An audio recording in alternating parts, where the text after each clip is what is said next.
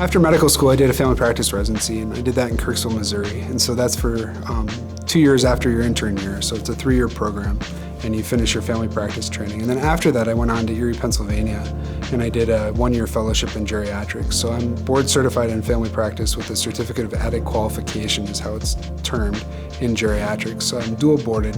And then I have a master's in medical education that I got while I was there. So now here at Lucas County Health Center, I get to practice 4 days a week in the clinic, and then 1 day a week I go down to Kirksville, Missouri, and I teach in the residency program down there.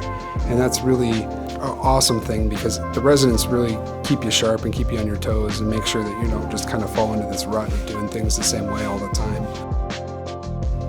I think what keeps me at Lucas County Health Center is the fact that this really is a family. You feel like you have a work family, and I finally understand what that means after being in practice for 8 years.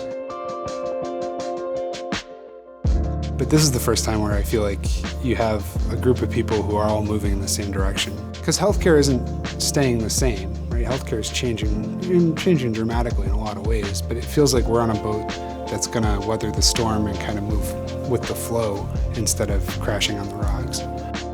I want them to feel better walking out than when they walked in, whatever that means. And sometimes that means their pain is less, sometimes that just means that they have a plan. I want them to feel the way we did when the sun came out. You know, you just feel better.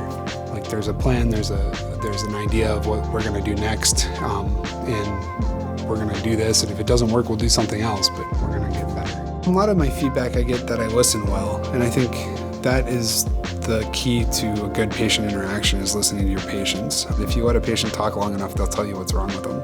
And that's really true. You need to build that relationship. You need to listen to your patients. And I think it's fair to expect them to listen too, but it starts with you listening to them and their story.